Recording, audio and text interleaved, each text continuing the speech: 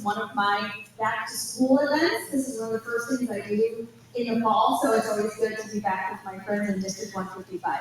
So again, I'm Julie Nelson. I'm the Assistant Dean of Admission at Xavier University in Cincinnati, Ohio. And before y'all get excited and you say, oh my gosh, you came all the way from Cincinnati for us? I didn't. I'm sorry. I live here in the Chicago area. We get about 10% of our students from the Chicago area, so it just makes more sense for me to be here. So while I've been coming back to D155 for about 20 years, this is actually year 32 for me in college admissions. So thank you guys, remarkably well preserved. Now that we know when I was 15, you can count that. So really love what I do, really love this part of the process, is educating you about what goes on in my house. Not my physical house, but my admission house. And how we are really here to be your partners in this process. I can also speak to this from the mom side of the house. I have a son who just graduated from Xavier in the spring, and we'll talk about him a little bit later. And then I also have a daughter who's a junior and in high school, so she is starting this process as well. This was what she told me earlier today. She has been getting emails from a particular school. I don't mean that. I'll protect the innocent. She's been getting emails from a particular school since she was a sophomore, like in the spring of her sophomore year. So she gets these emails like every 5 days. And so I went out to the mailbox the other day, and the school had sent her some college mail, right? So I walked into the house and I said, Charlotte, your dream has come true. You got a piece of college mail from this school that's been, sending you all these emails. And she looked at me and she goes, Mom, if this school was a dude, I'd have to take out a restraining order. So, yeah, that's kind of where we're at with our college search, but indulge me for a second. My boss loves if I have an auditorium full of people, if I just tell you a few fun facts about Xavier. So if you're not super familiar with us, we are one of the 27 Jesuit Catholic schools. So if you know Marquette, and you know Loyola, and you know St. Louis, we are part of that family. We're considered a medium-sized school, so about 5,000 undergrads. Our students come from all over the country. But the cool thing about being that medium size is that our average class size is just about 20 students, but you still get that D1 experience. Our basketball team plays in the Big East. We're on TV all the time. Obviously, it's a great conference to be in, but a little demoralizing when you gotta play UConn. So we'll get there, right? But very much that blend. I would say academically, we are best known for our direct entry College of Nursing, for our College of Business, particularly Finance and Marketing, which are both ranked in the top 50 nationally. Some great programs to prepare you for medical school, particularly biomedical sciences. And in fact, 86% of our students who apply to med school get in. The national average is just about 40%. And based on that success, we are opening our own College of Osteopathic Medicine in 2027. So all our cool programs, we do sports management, we have a film program. Thank you. So lots of options, and if anything I said is like, oh gosh, maybe we should put Xavier on our list, come and see us. We're open pretty much Monday through Saturday, so lots of options. We'll have a couple of open houses this fall. One on October 16th and one on November 17th, so we would love to see you in Cincinnati. And that is downtown Cincinnati, so if you're not familiar, there's a lot going on, not just Dover. Okay, so let's talk about this process. And I always start this by recognizing I have two groups of people in the auditorium. One are the parents and the families that are here supporting your students.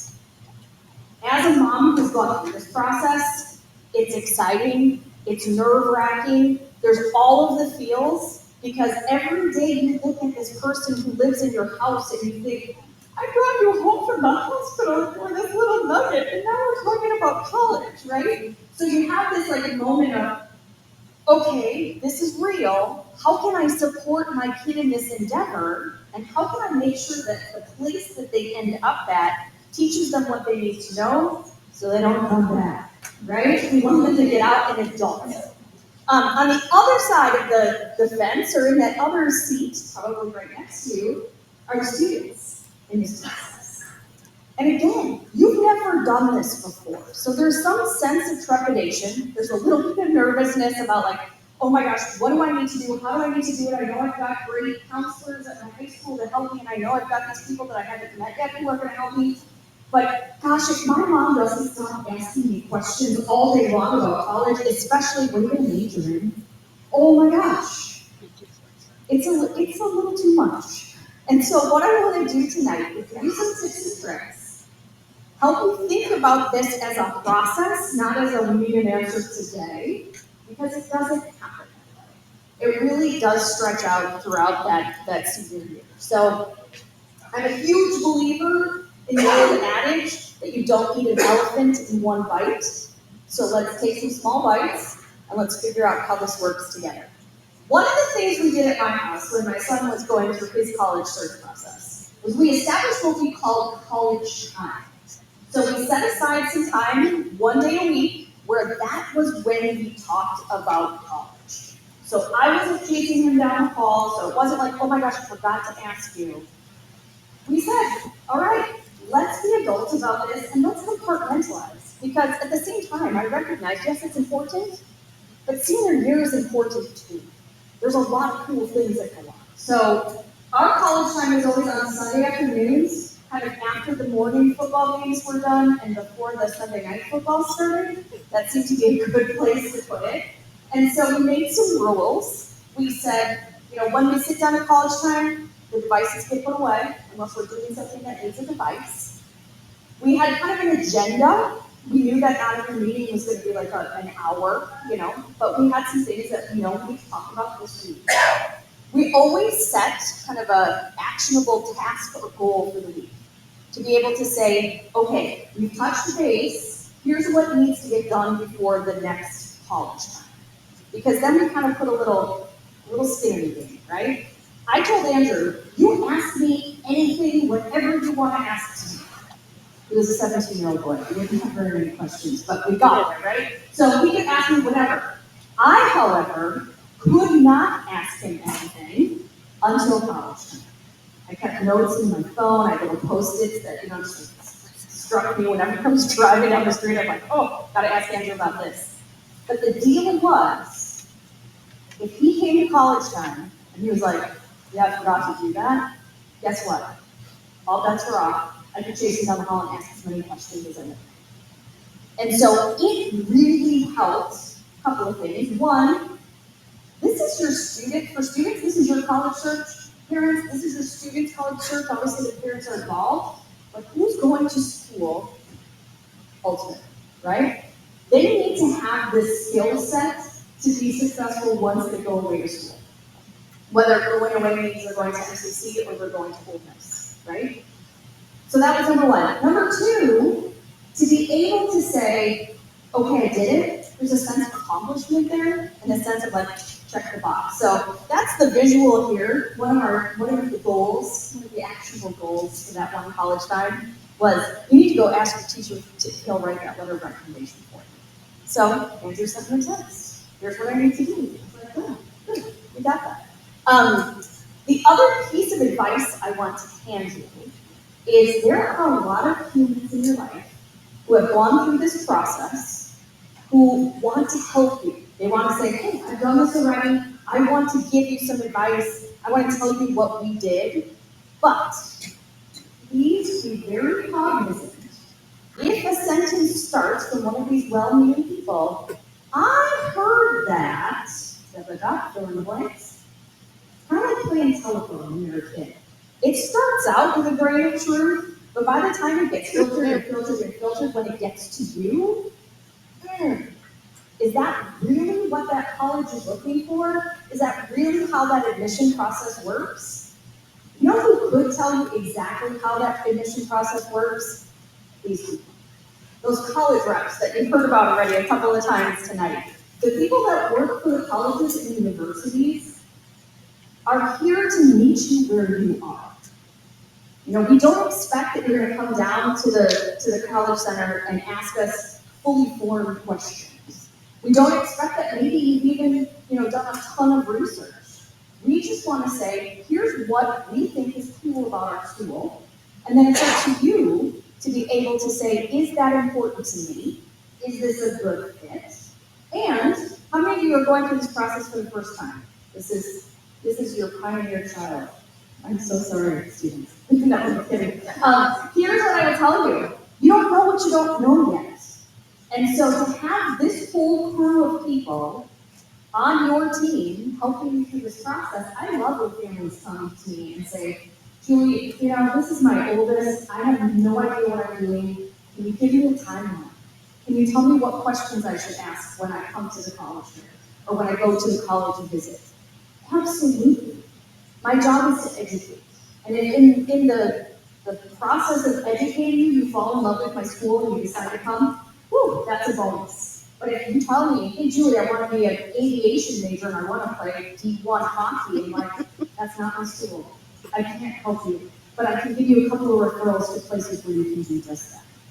So know that we're not to be feared. I'm just doing a presentation like this at a Catholic school a little farther up the road. I figured it out, where I was. But and his dad came up to me after the presentation and he said, so you want us to call you before we even apply? And I was like, absolutely. And you want us to ask all kinds of questions and maybe talk about, students' academic performance? I was like, yeah, that'd be great. He goes, you're the enemy. And I was like, what are you talking about? He's like, well, you're going to read your application, so it's kind of like, you don't want to tell a job interview. And I was like, no. We're looking, I'll put it this way. I work for the Office of Admission. I don't work for the Office of Denial. You know what a horrible soul-sucking job that would be? Like if somebody said, Julie, what do you do for a living? And I'd say, oh, I crush juries. It's awesome. Like, no, that's not what I do. I'm going to guide you, and if it is my school that's the right fit, I will help you all the way through. So don't be afraid of your friends, college admission reps. Start the conversations. As my kids like to say, my job is talking to strangers. So I will talk to anybody, for sure. Okay, so what can you do now? Especially for juniors, too. I know we've got a lot of juniors and parents in the house. What can you do now as you start this process? And I apologize, I did this in PowerPoint and was showing it in Google Slides, so the formatting is a little wonky. I'm just not, terribly adept at PowerPoint. So what would you do? I would say, number one, if you haven't done this already, set up an email address that is just for college stuff. So when you reach out to a college for more information, or you sign up for a campus visit, or for seniors, when you start to apply for scholarships, or fill out your FAFSA, all of those kinds of things, make it one email address. It will keep your life that much simpler and you won't lose anything. The other piece of advice there is don't use your D155 student email address because that is not eternal. Once you graduate, that email address goes away.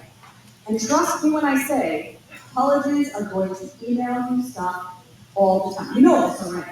I was doing another presentation and there was a student raising his hand and like, I have 8,000 unread emails. And I was like, yeah, that sounds about right. So make sure all of that college stuff goes to that one email and then check it for sure. If you find some schools you're really interested in, figure out who your Julie is right away. Find an admission counselor that's responsible for students from District 155 and reach out to them. Maybe just find out, hey, are you going to be visiting Prairie Grove this year? Or we're thinking about coming to visit and we've never been to your city. Where should we have lunch? I think that's one of the coolest things. When you go on campus visits, you're not just checking out the campus, you're checking out everything that's around it. And I love Canes as much as the next girl, but if you're going to go to another city, eat something different.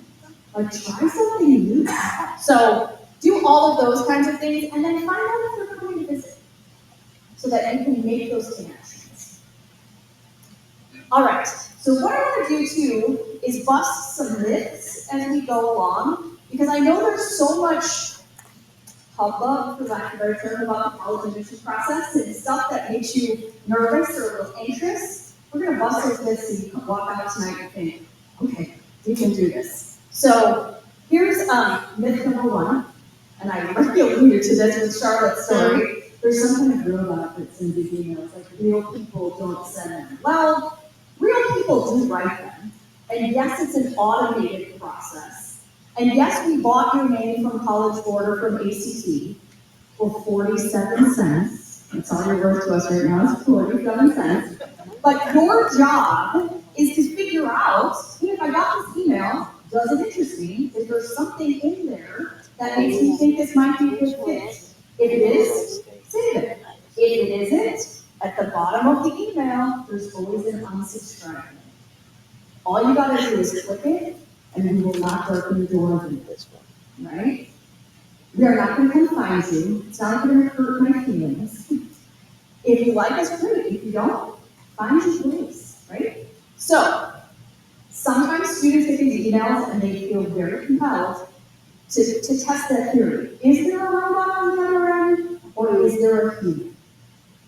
If it was a little later, I'd go completely blue and I'd tell you all kinds of things that I've seen in emails. This is not that time. But what I will tell you is, if you do choose to respond to the email, this is a great way to do it. It's a professional communication. So it's a good practice to start with, dear Mrs. Nelson. You know, at some point, I'll be Julie, and that's fine. But to start out, dear Mrs. Nelson, my friend Sally here asks a pretty easy question. Like, when can I come visit? Could she have found that on the website? For sure. But if you haven't been to a college website lately, they're pretty tricky to navigate sometimes. So Sally just reached out and said, how do I do it? When I respond back to her, I'll just give her the link and say, here it is, here's your options, you know, here's our special visit days. And then, one thing that I always encourage students to do when you set up that email that's just for college stuff, set up a signature file as well, so every email you send goes out with that signature, and Sally's is her name, the high school she goes to, her graduation year, and then that specific email address. If you have a really common name, you might also want to put your birthday in there, just because it helps us identify you. So this is the do, right? This is the way I do it. This is the don't. Oh my gosh, friends. I am not going to send you a t-shirt just because you asked me, right? I am also not going to be really excited about it if you start that email with, hey, oh gosh, I am not hey. Like, I don't know if we'll ever get to hey, right?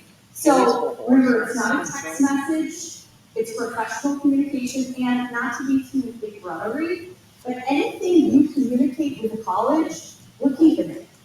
We have an electronic, if we've sent you emails, we have an electronic file for you. So we want to keep track of that communication. Some schools even say we use demonstrated interest as part of our admission criteria. Basically, that means you know that we want you because we send you so much stuff. Show us you want us back. What are you going to do? So respond to that email, or come to the visit, or visit the rep when they're in the college center. Because otherwise, we just assume, you know, we're sending these, we're shouting at people, right? So there's emails. For my juniors, think about this for next year. For my seniors, I want to demystify this application process and give you a little peek. It's kind of like Wizard of Oz. Give you a little peek behind the curtain to let you know how this process plays out once you hit submit on your application. So I would say this again, because of social media, because of the media in general, there's a lot of college information out there that sometimes frightens families about the process. You think, oh, this is so hard, and nobody gets in, and what?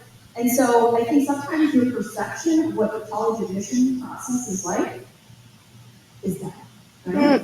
Like we've got a cornucopia, there's only one admit letter. We're going to give you like some random stuff we found in the drawer. Be like, okay, who's going to win? That's not it. That's not it. Because all of these things you're doing, whether you're coming to an event like this, whether you're sitting with your counselor and doing a one-on-one, whether you're going to a college fair, all of that is helping you determine here are the places that might fit you best. So that by the time you actually apply to schools, you're going to get more yeses than nos. So the reality of the situation is it looks a lot more like this. Will there still be some places that are like, you're a great human, we don't have a spot for you? Sure. But is it everywhere that's going to say that back to you? Not if you do your research. Not if you find those schools where you are a good fit. But let's talk about these guys. because this is why it gets crazy. The schools that receive the most press, for lack of a better term, are the schools that are sometimes considered highly selective institutions. Your Northwesterns, your University of Chicago's, your Ivy Leagues, your Stanfords, right? What do we know about schools like that? Well, Notre Dame would also put them in that list. Everybody that applies there is an academic rock star, has a list of activities a mile long. They're like, test optional, I want to send my favorite students, this would be great. You know, like, that's really what you're looking at. And so it's harder for those schools because if they've only got 1,000 spots in their freshman class, if they get 62,000 applications and they're all awesome, it's harder to determine who's going to get in and who's not. I mean, we saw, if for my South families, we saw Northern scholarship programs, right? And make it pretty cut and dry. Like, here's who's going to get in and who's not. When you're looking at this, that's a little bit different. So schools can say, we want to make sure we have a great representation of all kinds of people.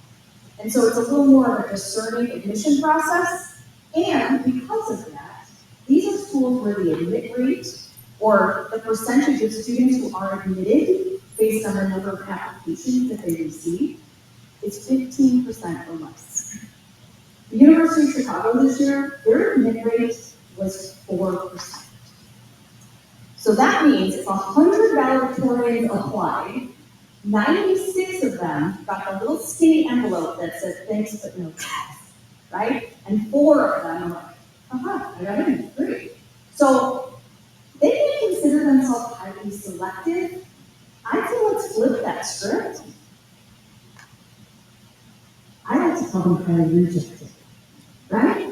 Because if the majority of people who apply aren't getting in, there's where you are. And there's only 39 schools in the country that fit into that category. 39. There's about 3,900 schools in the country.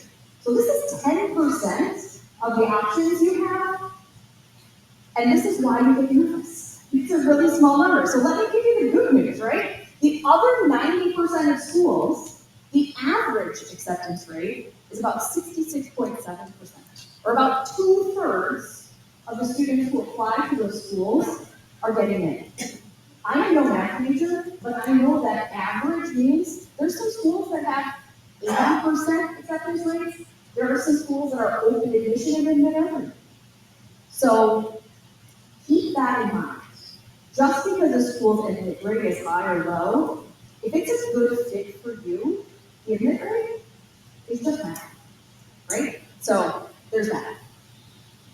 This is another question I've gotten several times in the last year, so I wanted to address it. If you're using the Common App application to apply, if you're not super familiar with the Common App, as it sounds, is one app that you can use to apply to multiple schools. There's actually about 1,000 schools that use the Common App. I had a student ask me, if I apply to you using the Common App, but I'm also applying to Marquette and to St. Louis and to Drake and to Bradley, can you see those other schools that I'm applying to? The answer is absolutely not. You don't get a list, we have no idea where else you're applying unless you tell us. So don't be afraid of using the Common App. If most of the places you want to apply are on Common App, do it, because it's going to make your life that much easier. Okay, so you submit an application, and then we're going to ask you, and here's the fun part, every college and university is going to ask you a little something different in terms of what they want from you to complete that application.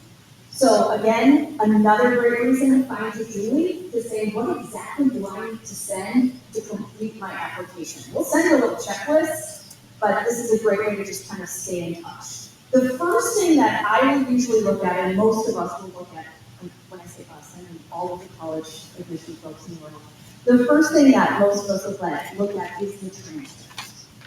And we're not just saying, okay, what was your GPA, because that tells us one thing.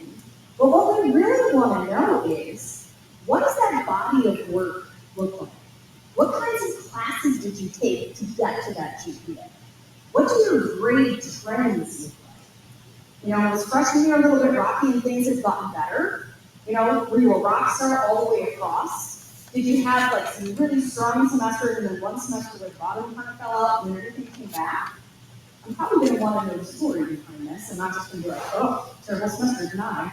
No, like, tell me the story, because life's gonna life, right? We're also gonna look at you in light of the institution you go to. So I'm never gonna say, well, if you had gone to a different high school, you didn't, right? You live where you live. You went to the high school that you were assigned to. So how did you take advantage of the curriculum that you were? How did you prepare yourselves for success at my institution based on what you could do at your school? The other thing that schools may look at, particularly if they bought a major that's, I'm going to say a lot of times it's more STEM focused, but certainly it can be more performing arts focused. We want to see that you prepared yourself in high school by taking certain classes. So for example, with our nursing program, we want to see that a student has taken 4 years of science. 2 of those years must be biology and chemistry. So to be able to be ready to do the math and science that's required of our nursing majors, if you don't have that, you're going to kind of get put to the side and put on a place. So something to consider. Another great reason to talk to your Julie. I think the counselors really talked about test optional quite a bit. I will say this: optional doesn't mean optional. It's not a trick. And I think sometimes that's hard to wrap your head around because, especially for parents, you know, we were kind of brought up on the ACT and this is the end all be all and you're never going to college if you don't take it. We've really done a lot, we as colleges and universities have really done a lot of research to say, is this a great predictor of success? Some places have said, yeah, we still think it is. Those are the schools that have brought the test back. But for the majority of us who have not, who say we are test optional and mean we're test optional, we're like, your academic record really tells us who you are as a student. You know, what you did for 4 hours on Saturday or 3.5 in front of a computer now. Like, it's part of the process, but it's not the whole process. So again, talk with your counselors so you can find this out. Some schools stop there. Some schools just need that information. A lot of us go a little bit further and we ask you for a list of activities. I will tell you one of the weirdest things that have happened in my tenure as a college admission professional is that I love to ask students, what do you do outside of class? Like, what are the things that you're involved in? You know, what makes you smile in the day, right? And instead of telling me exactly what they do, they apologize for all the stuff they don't do. So instead of saying, oh, I'm a 3-sport athlete, they're like, I don't volunteer enough. Like, why? I don't really like it. Okay, you do you. This isn't a contest. This isn't, you don't have to treat activities like a buffet and take a scoop of everything. Take what you like, right? Because when we're building those freshman classes, we don't want just the cookie cutters, right? We want somebody that's going to bring a little something to campus that nobody else does. So I will say this too: if you have work or family responsibilities, those count as activities as well. Sometimes students just fill out like, here's the thing I do at school. What we're really trying to get at is, what do you do with the time that you're not sitting in the classroom? And how do you balance, how do you have that work life or that school life flow, right? So I get a lot of students who list something on their activities list like family chauffeur. So if you're the oldest sibling and you're responsible, they're all laughing like, yep, I schlep everybody everywhere. That's, you know, it takes up some of your time. You're not just like sitting in front of the TV, you're doing something. So go ahead and list those things as well. I will say, remember too, some schools don't even look at these. And the last myth I want to bust as it comes to the activities is, there's this pervasive rumor or myth that in order to be a good candidate for college admissions, you have to be well-rounded. And I think that's why people are apologizing for things that they don't do. And I'm going to stand here right now tonight on August 28th and tell you, my friends, it is perfectly fine to be well lopsided. What do I mean by that? If you are a 3-sport athlete, be a 3-sport athlete. If you are somebody that auditions for every single play at school, and that's what you do, and when you don't get in the play, you still do stage crew, and you do community theater in the summer, awesome. If you are the person that volunteers or is really involved with your church, that's what you do, and be proud of it. And then be able to talk to me about it. Because then what I'll do is not just say like, ooh, you've got all these service hours, but I'll say, wow, here are all the opportunities for you to do service on my campus. Because remember this, when you go to college, you're probably only in a classroom about 3 hours a day. That leaves you 21 hours of moderately supervised free time, right? You're gonna eat, you're gonna sleep, you're gonna study, but you're also gonna wanna find people who enjoy the same things you do. And so when you tell me, here's the stuff I love, what I do is I turn around and I'm like, here's my student workers that do those things, here's the link to that club or organization, here's something really cool that they've done, so that you can say, yeah, I can see myself, these are my people. Or, gosh, I wish you had that club. So it really just helps us connect to the campus community at large. I'm not gonna spend a ton of time on letters of rec, because honestly, by the time I get to letters of rec, I already pretty much know who you are. So letters of rec to me are kind of like a third-party endorsement. They just say, yep, tell me exactly what you think you're getting, this is who you're getting. You know, they tell me what kind of student you are, and how you participate in class, and you know, what you do when you actually, you know, if you're not the person with your hand up first, but you're the person who asks the question that really drives the discussion. Great. That's what I want to know. What I will tell you is non-negotiable is this. If you ask a teacher to write that letter of recommendation, they are writing that letter of recommendation on their time. They're not using school time. They're probably going home and writing that letter, you know, let's just say an hour to support your efforts to get into college. So you can take the 30 seconds it would take to write them a thank you note. You can do that if you want, but if you got some cute stationery, you can keep stationery, and just say, you know, dear Mr. Jones, thank you so much for writing a letter of recommendation. Wanted to let you know I got into Xavier and I'm super excited. Thanks so much. Yeah. And good practice when you start interviewing for jobs and have great thank you notes. So there's that. All right. So I saved this part for last, because this is what students usually save for last. Everything I've talked about before, the transcript, the letter of recommendation, your list of activities, your test score, all of that is quantitative stuff. It's facts. It's things that can be proven. The one chance you have in your application to be qualitative is the essay. This is where you kind of say, I like to introduce myself. Let me tell you a little bit something about me so that you know me as a human and not just as a collection of grades. And so this is, I think sometimes students look at this and like, this is so weird. I have been told my whole life not to talk about myself and not to be braggy, and now you want me to do it? Yeah, we kind of do.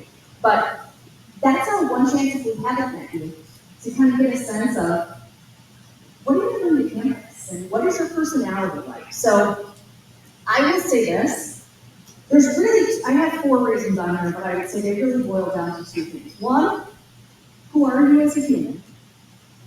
And then 2, no matter where you're at school, you're going to have to write. So can you string some nouns and verbs together in a way that tells a story and is cohesive? Right? We don't want you to get to comp 100 and fail out.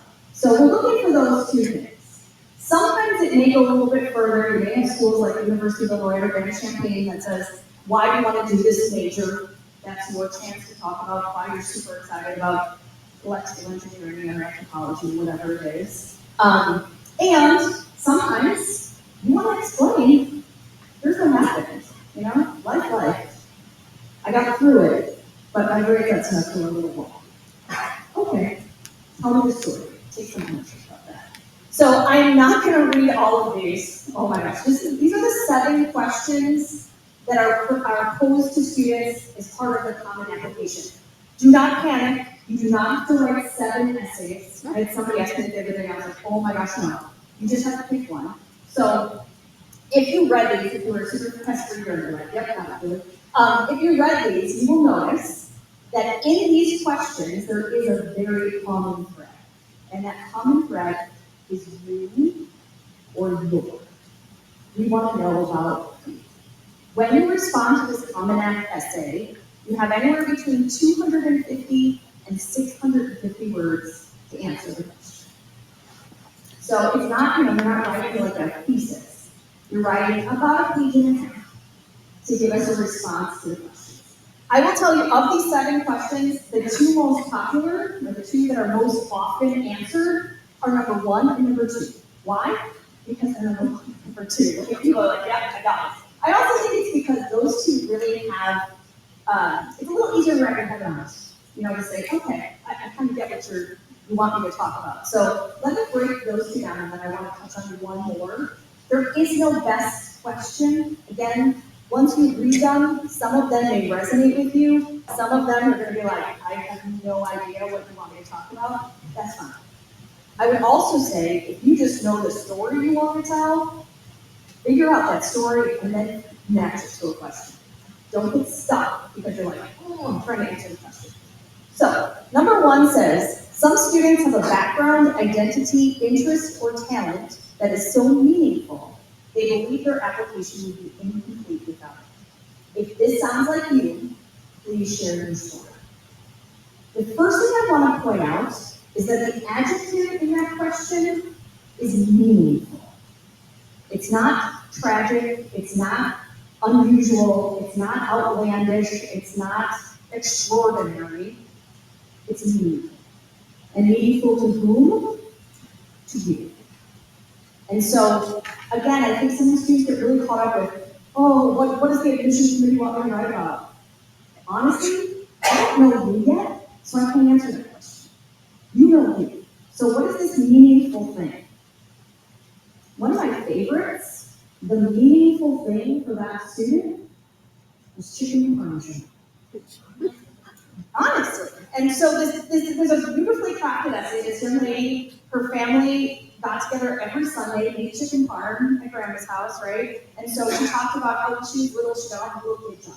She put the napkins on the table and got to put the forks and, eventually got to pour some water and those kinds of things. And so as she grew, her responsibilities increased until between the junior and senior year, grandma handed her the big knife and said, all right, you get to cut this raw chicken. So was it a recipe for chicken parm? Absolutely not. Although, what did you I'm reading it? But what I will tell you is it was really more of a, this is why tradition is important. This is why family is important. I recognize that I've got this whole squad of people supporting me no matter what tasks I take on. I'm going to miss them when I go off to college, but I know when I come back, I'm always going to have a job. It was just family and tradition.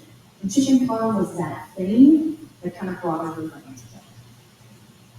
Is that a big story? Is it like, oh my gosh, my family and I, we split atoms on Saturdays? No, we make chicken parm on Sunday, right? So number 2 is another one that is super popular. So the lessons we take from obstacles we encounter can be fundamental to later success. Recount a time when you faced a challenge, setback, or failure. How did it affect you, and what did you learn from the experience? The first thing I want to point out is this question has 3 parts. Make sure when you read the question, you answer all of them. Because what happens, and again, you have 650 words, people really focus on that beginning part, and then by the time you get to the last part of the question, you're like, I need 1 sentence. I'm just going to type this thing in. So I will tell you, this one is really popular because I think it's easy for people to identify what has been a challenge, an obstacle, or a setback. A lot of times that is, we got to state and we lost the big game. I didn't get the part in the play. I got a bad grade on the test that I studied all night for. I thought for sure I was going to make volleyball team and I didn't. Okay? I will tell you that before the COVID pandemic, there was a much larger pandemic in the girls, and that was the pandemic of the torn ACL.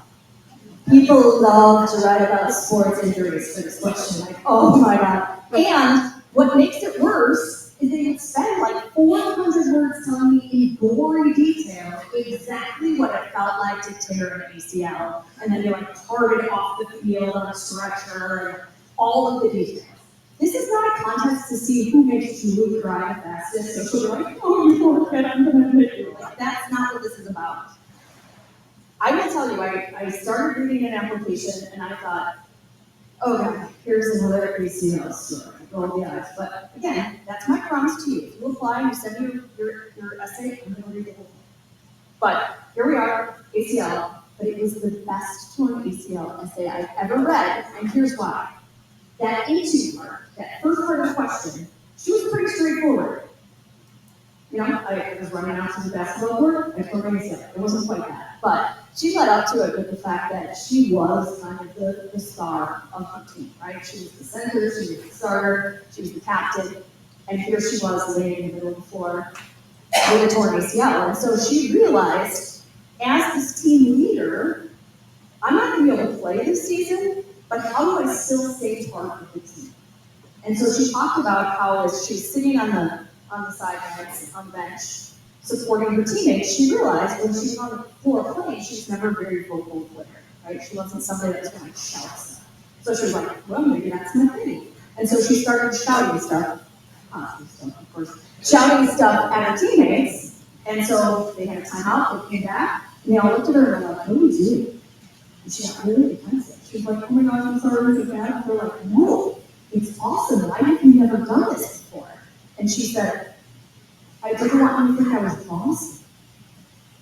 So the whole essay, yes, did it start out about the ACL? It really ended up on this note of, I learned I can be a leader in a lot of different ways. I just don't have to shoot the three-pointer that I need to do. So do you see the difference? You know, if it was 600 hertz on like the sickening wet pop, like no, thank you. I want that like self-discovery to be able to do that. So that's number 2. The last one I want to give you is number 5, because number 5 I think it's a pretty heavy question. Number 5 says, discuss an accomplishment, event, or realization that sparked a period of personal growth and a new understanding of yourself or others. About 5 or 6 years ago, it was actually written a different way that I think was even more ridiculous. And it used to say, discuss an accomplishment, event, or realization that marked your transition from childhood to adulthood.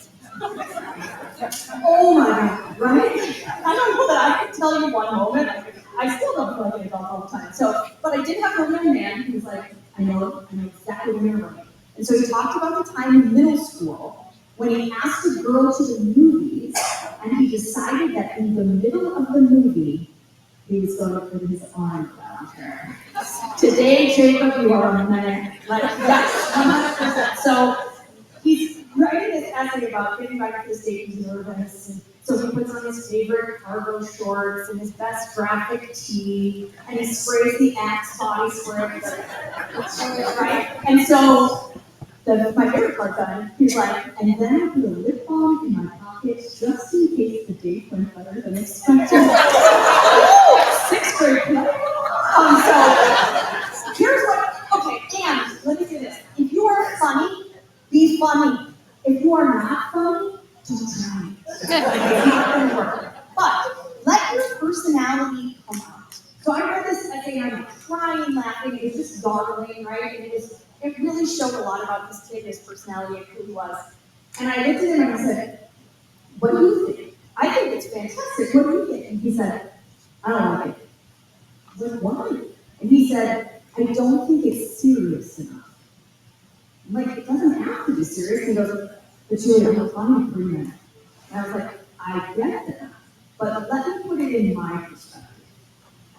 Your application, your list of activities, your transcript, the kinds of classes you've taken, for crying out loud, this kid had done research at Northwestern when he was a sophomore in high school. So he had all of the points of pride and all of the street cred to say, you are going to be lights out an amazing science student, right?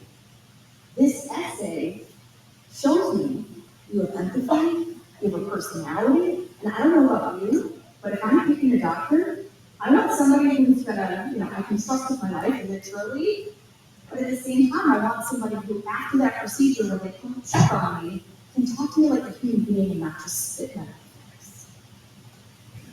And so he looked at me and was like, so it's okay. Yes, it's okay. So bottom line, he was applying to a lot of those like Bachelor of Science ND programs where you can go right into med school from undergrad. He got in at 3 of them. So yes, the academics opened the door, but that really helped those admission committees see who he was. Couple of things as you consider, how you're gonna write this. Make sure you put those details in. So you all pictured this kid when I talked about the cargo shorts and the graphic tee and the X body spray. Those kinds of things are really what make your essay yours. And I think the analogy I like to use sometimes, it's really easy to write an essay that sits out here somewhere. Because it's safe, right? You don't have to write it here. I'm not your therapist, I'm not your priest, I'm not your lawyer. Like, you don't have to tell me all your deepest, darkest secrets, right? Tell it here. Use those details and those pieces that only you can write. Because if I could take your name off of it and put your best friend's name on it, and it would still be okay, you haven't quite done it. The other piece of this, use words that you use. So don't just think, oh, there's gotta be a better, more impressive, multi-syllabic word that I can use instead of this. I'm gonna right click on it and see what happens, right? If you just looked at me and thought, multi-syllabic, what does that mean? Okay, maybe then don't use multi-syllabic. Use the words that sound like you. That's what's impressive, right? And moms, I'm not gonna throw y'all under the bus, but I know, like I'm a mom too. Students should probably take your essay, maybe you won't, but maybe you take your essay to your mom, right? And say, what do you think, Mom? Moms have 2 gut reactions. Gut reaction 1 is, oh honey, this is so good. I'm so impressed with your right. Oh, you're right. I can't deal, right? So there's that. Number 2 is, oh, it's your essay? Just a second. And then they go into the junk drawer in the kitchen and they find the right pen, and every inkling of wanting to play school comes back. And you're like, ha ha ha, there's maybe still infinitive. Oh my gosh. Like, the worst is when I can tell that a mom or a dad had way too much hand in the essay, and it doesn't sound like 18-year-old kid, it sounds like 50-something kid. Make sure it sounds like you. Read it out loud. And if you read it out loud, you're like, I don't use this word at all. Yeah. The other piece that I will tell you, I know a mom who had a hand in it, if somewhere in that essay it says, I really blossomed sophomore year. No students have blossomed, right? So there's that. And if you're gonna put the work into the essay, make sure you have some stake in the game. Like, it's not just, okay, there's 600 words of them.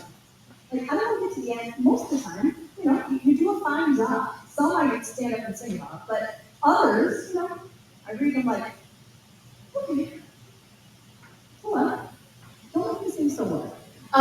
And if you haven't already figured this out, you don't have to have the biggest story ever. You don't have to have an amazing triumph or a terrible tragedy. You can talk about chicken farm, you can talk about taking a girl to movies, you can talk about the stickers on your laptop. Whatever it is that you think is going to highlight that quality you want me to know about you, that's yours. Trust me when I say that. Okay. I'm gonna push ahead, like, once you get accepted and once you start to winnow down that list even further, what will happen is you will get to like March, April of senior year, and you will become obsessed with this concept of finding the perfect school. This is when I get phone calls sometimes from students, and they're like, yeah, I just have one more question. Do you have cream soups on Tuesday or just raw-based soups on Tuesday? I was like, why is that? Because we're also conditioned to have like these checklists, and we've got to make sure everything is perfect. I'll give you a better analogy. My husband and I have been married for almost 25 years, and I love that man very much.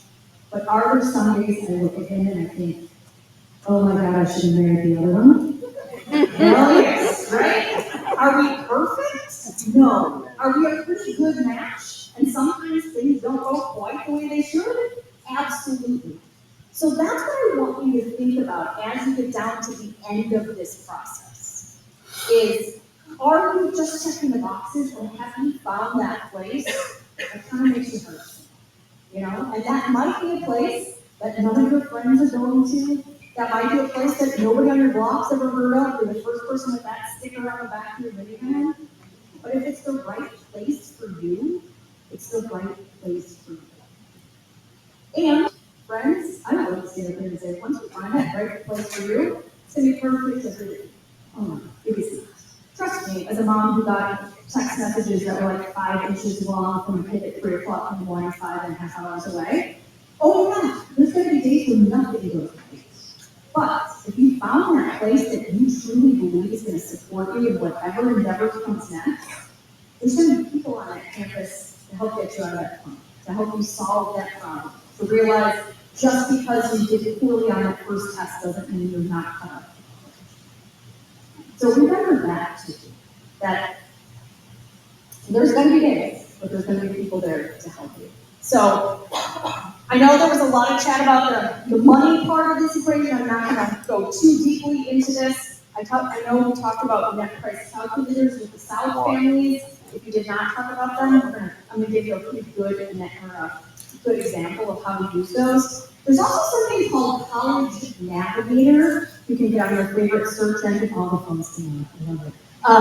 You can get on College Navigator, just use your favorite search engine and pop that in there. The Department of Ed, kind of along with these net price calculators, said we'd love to have a collection of all this good information about colleges. In College Navigator, every school's got at least one of the tabs on each school's page shows you kind of the average financial aid package as a function of your adjusted gross income as a family. So that you can kind of get a better sense of what do families like us usually get and usually pay. So it's a good tool to use. But I would say at this point, the net price calculator is a really good place to start. Again, the advice is don't go to the school's website and try and find it. Just Google it. You know, net price calculator, Xavier University, or whatever schools you're looking at. But just to give you an idea of what these net price calculators will do, I did my own little net price calculator search. And I picked 3 schools at random. I picked a private school that sticker price is about $62,000. I picked an out-of-state public school where the sticker price is about $39,000. And I picked an in-state public where the sticker price is about $40,000. And then I created a student. And this student has a 3.6 GPA, 1290 SAT, or about 28 on the ACT, and has a student aid index, or the family's ability to pay, is about $10,000 a year. So I said, what would this look like if I punched those numbers into the net price calculator? Well, at that first school, at that private school, that student received $24,000 in merit scholarship, so free money based on their academic record. That school also said, hey, we would really love to have you here, so we're going to give you another $8,100 in free money that you can use to help defray the costs. Everybody who fills out the FAFSA receives the ability to take out a $5,500 student loan for freshman year. It goes up a little bit every year, but I start at 55, so offer that 55. And then the school also said, you can work on campus if you'd like. You don't have to take out your study money, but you can certainly work for it and offer them about $2,800. So all told, about $40,000 in aid. At the out-of-state public, they don't do merit scholarships, but they certainly say, we want to kind of defray that cost for somebody coming from out-of-state versus somebody coming from in-state. So this student got $10,000 in, again, free money to go to that school. We're offered that same $5,500 loan, and then about $2,000 in work study. And then finally, at the in-state public, about $16,760 in institutional aid, again, free money. We want to take that free money first. Offer that federal loan again, and because the cost differential is a little bit less, the student didn't qualify for work study. So while these numbers pretty wildly vary at the beginning, once those financial aid packages came in, there's about a $3,000 difference between schools. So that's my advice to you. Yes, sticker prices are scary. It's a lot of money, but homework and see what it's gonna look like in real numbers once you get all of the pieces pulled together. And if you're curious, the in-state public is the University of Illinois Urbana-Champaign, the out-of-state public is University of Kansas, and the private school is Xavier University in Cincinnati, Ohio. I'm not dummy, but I want to show you that, right? So, there you go. God, you know how excited I was when it came out that close? I was like, this is a good day. So, last couple of things, here's some truth. If I only hear from mom or dad or whatever grown-up is helping you in this process, I get real nervous. Because who's coming to school? Right? The worst thing I can hear from a parent is, we just filled out our application. Do we both need a bed and dorm? Like, what is going on here? So make sure that you involve the student.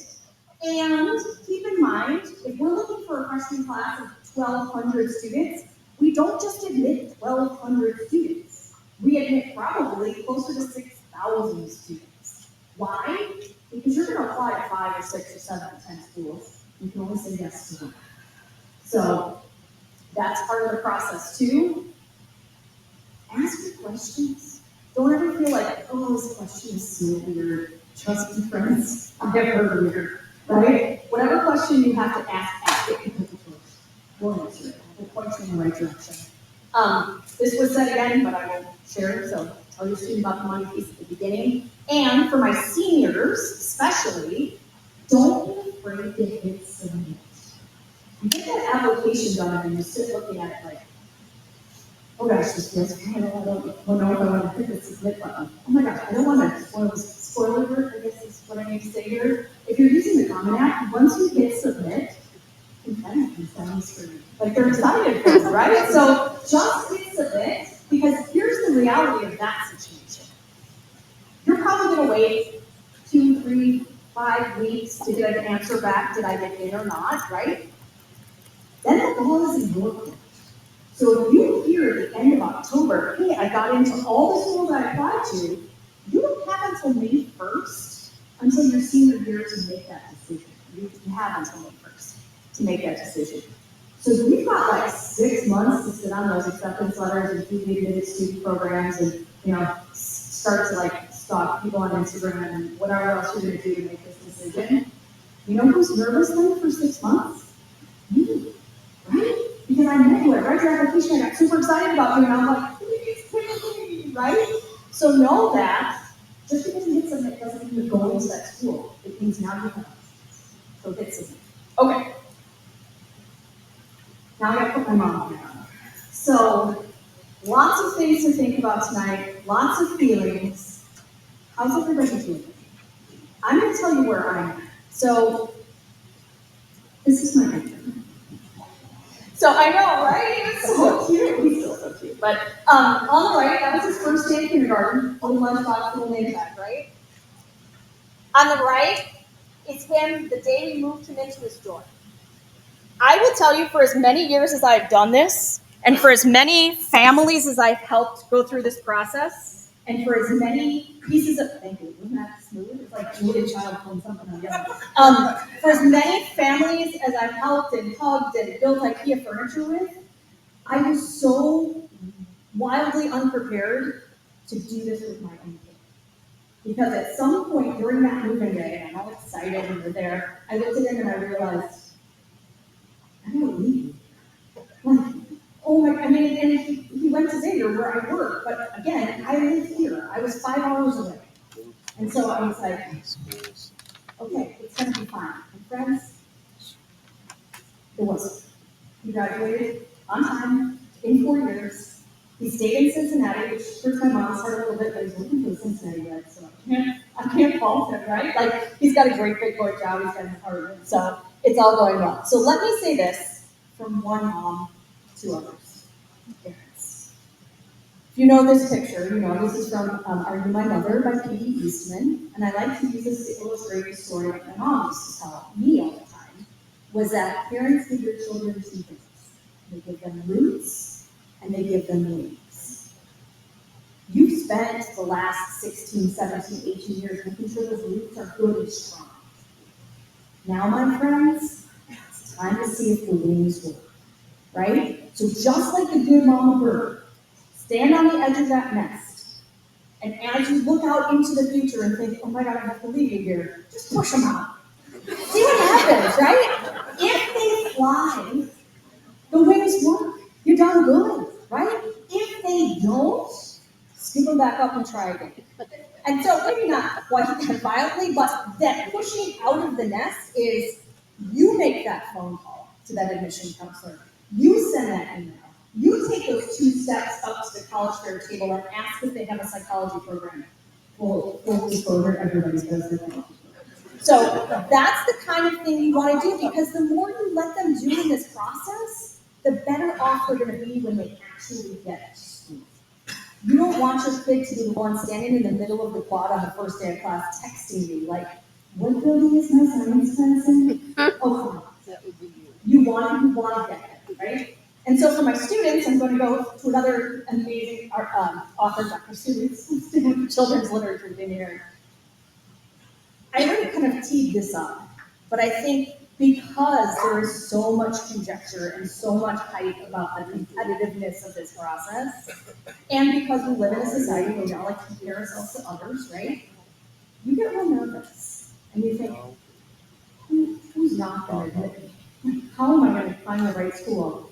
Let me tell you this, you and your best friend could have the same GPA, have taken the same classes, do the same activities, live on the same block, have the same aunts, like I don't even know what it is. You could be very, very similar, but at the end of the day, you're 2 very different people. And that's what makes my job so cool. That I get to meet you, and I get to think then, oh my gosh, I can see them here at my school. And when you finally make that decision and you say, yes, this is where I'm gonna be, I get just as excited as you are about making that decision. So know that you're in the driver's seat in this process, and we are so excited to meet you and to help you through. So here's me. If you, for whatever reason, have questions, comments, concerns, if you want to copy this presentation to give to your neighbors, I'm happy to share. But I would love to help. I will be visiting some of the D155 schools this year, so if you see that Xavier's coming, get out of math class and come talk. Have a great night. Thanks for coming.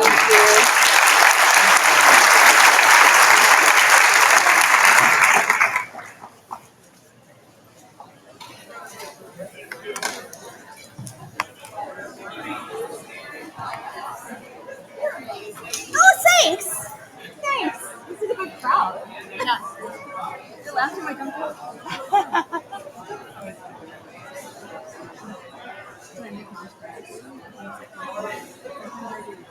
Oh my God. Yeah, like sometimes I'm like, oh baby. You are absolutely. Oh, thank you. Yes, you made it so fun. We my son's a junior, my first dog. I'm a helicopter parent. It is the hardest thing. I have tears. I know. Oh, I know. She's a rock star. I always say that. Thank you so much. Yeah, thank you. Oh, you're welcome. Good luck with your processing. Oh, thank you. I have a little story for you about Oh the my school. gosh. Okay, yes. My mom is a career recruiter, Uh-huh. and she did college recruiting towards the end. And she said the Xavier students were some of the nicest she knew. Oh my gosh. So we'll get for it. Yeah, no, I think so too. And not just because I work for